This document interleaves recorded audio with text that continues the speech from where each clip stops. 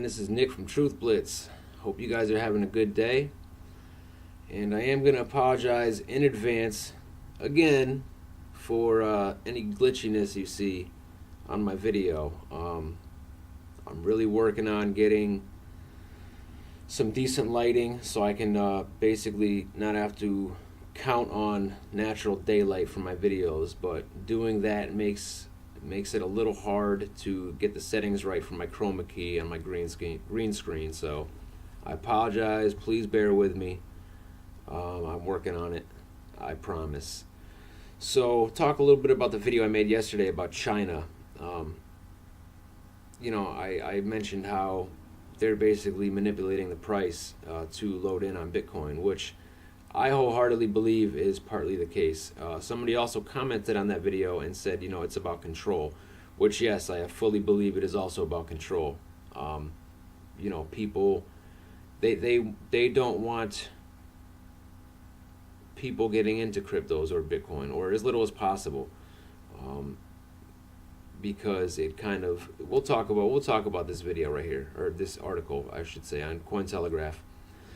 Amid a swirl of speculation and assumptions, mainstream media outlets in the West are reporting that China will indeed be banning Bitcoin exchanges. This comes after the Chinese government placed a blanket ban on ICOs earlier. The reports and publications like the Wall Street Journal and others are quoting anonymous sources that were not providing too much detail.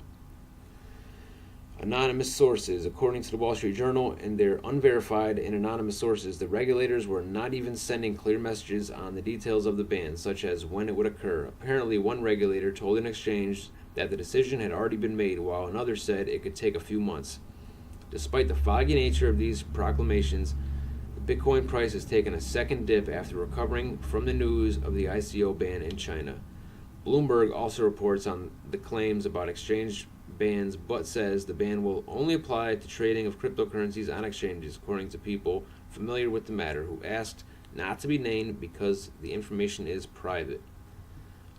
The apparent reason for the exchange ban: Bitcoin has been a major disruptor in China and its socialist monetary policies. As such, it is believed that the Chinese government has perceived the growing interest of the digital currency as a threat, especially as Chinese investors have been seen to buy up Bitcoin and bet against the yuan. The anonymous source cites too much disorder as the reason for the alleged shutdown, echoing the Chinese central bank's words last week criticizing ICOs for disrupting the country's financial order. So, yes, control. They don't want people. They don't want to weaken the yuan, and Bitcoin can do that. So, but if you think that they're not going to take this opportunity to load in on cheap Bitcoin, you're crazy. They're stockpiling gold. They're going to stockpile Bitcoin. And if you think that's not the case, I implore you to look into it a little further and explain to me how, because they've done this before. Yes, they have enough money to buy Bitcoin at, it's at the price it was its last high. But if you can get in cheaper and buy a whole bunch of it and save yourself a lot of money, why wouldn't you do that? So that's that. We're just going to have to wait and see what happens, but I'm not too worried long term. Short term, yeah, this really sucks, but I just hope we don't see prices get knocked down too much more. This is a good article. Only 802 people paid taxes on Bitcoin profits, IRS says. So I talked about this not too long ago, about looking for an accountant who's well versed in cryptos, so that I can make sure I pay my taxes. Although I hate taxes, I don't want to pay taxes. Taxation is theft, and you know my stance on that if you follow me. So, but the point is, the fact of the matter is, the IRS will, if you avoid paying taxes and they find out, the IRS will kick your door down and arrest you.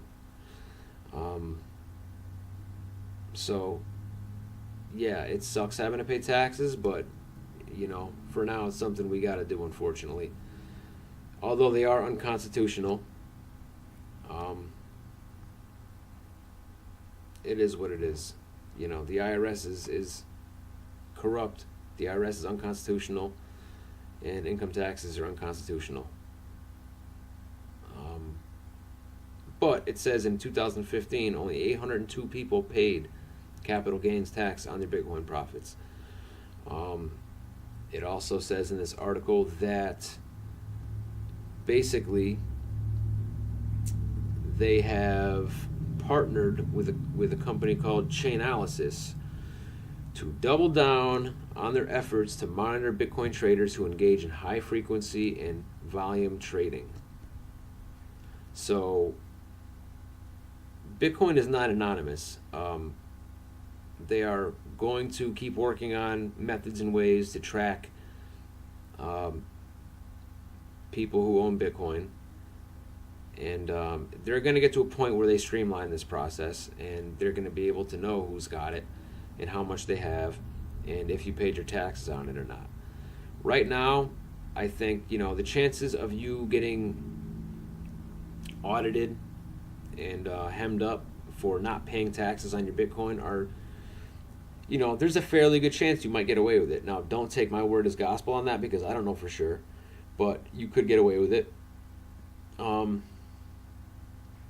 Is it a chance you want to take? I don't know. That's all totally up to you. But, I don't know. I know they're going to get better at it because as Bitcoin and cryptos become more prevalent, it's just, that's how things work.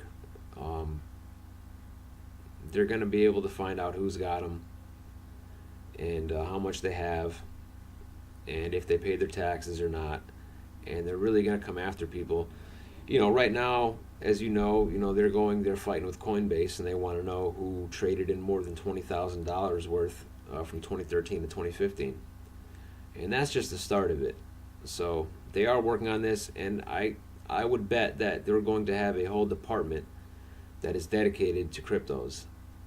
If they don't already, they might have already started that. But just watch out for that.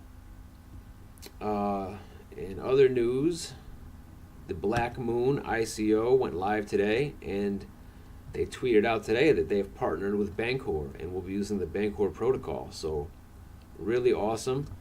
I helped a lot of people get into Black Moon. I'm in Black Moon. I'm really excited about Black Moon. It's very similar to Veritasium. They are not just a startup that is starting from the ground up and using an ICO to build their company. They've been in business since 2015. They have people who are making sure they're in regulatory compliance. So they're serious about this. I hear that they're going to be kind of trying to move into U.S. markets. So I think there's nothing wrong with a little competition, and there's room for more than one. Like I said, this is similar to Veritasium. That's what free markets are all about. Nobody should have a monopoly on one thing. Google, excuse me. Yeah. So I think regardless if we have Veritasium or not, and I'm very bullish on Veritasium, I think Black Moon will do very well also. Will we see the same numbers like we have in Veritasium? I don't know.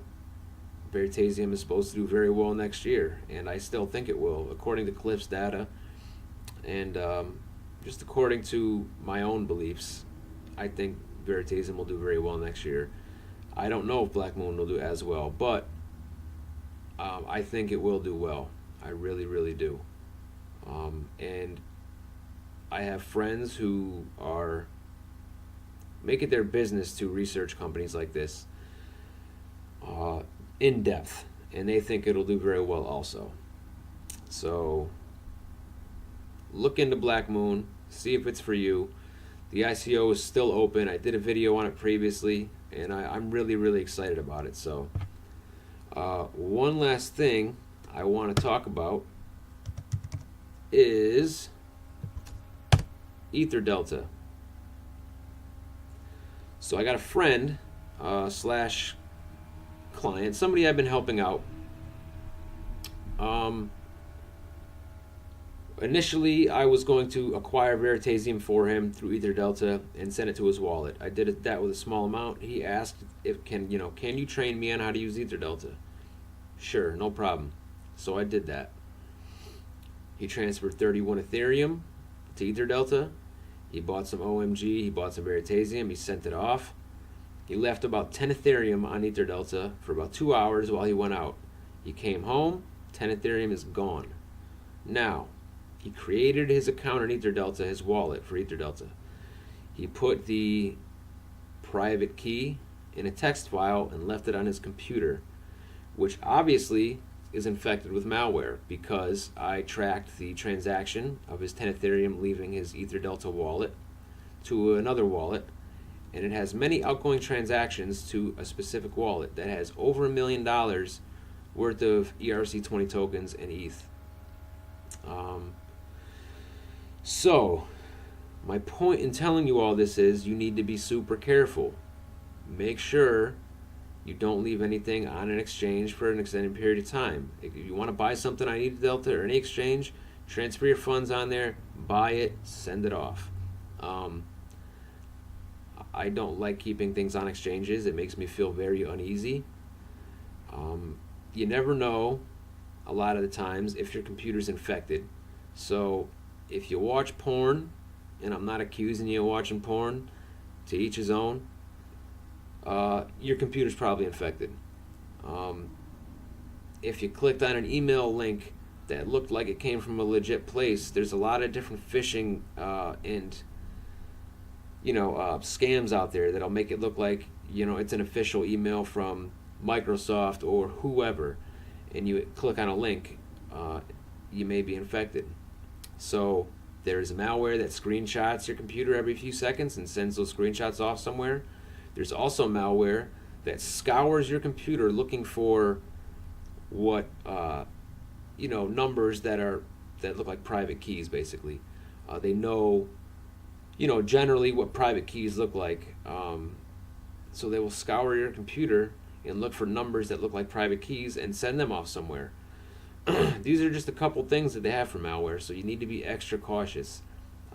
Get yourself some good antivirus and anti-malware software and update it regularly, because I hate seeing people get scammed and robbed out of their Bitcoin or Ethereum or whatever it is. It really sucks, and it hurts people. It really does. And I wish there was something I could do about it, but you have to take responsibility for your own security. So do not get complacent. Do not leave things on exchanges. And that's just my advice on that matter. So just be extra careful, guys, all right? One last thing. I have 2 Gunbot licenses left to hit that 15 mark, and I'm going to be raffling off those OMG tokens. I have more than 2 licenses to sell, obviously, but I said once I hit 15, I would raffle off a handful of OMGs to one lucky person, and I'm going to be doing things like that often. So if you miss your chance this time, maybe you'll get in the next time. But I just want to show you guys my appreciation, because without you guys, I wouldn't have a channel, and I really appreciate each and every one of you who subscribed and who comments and likes my videos. Truly, I honestly appreciate it. So thanks, guys. I hope you guys have a great rest of the day.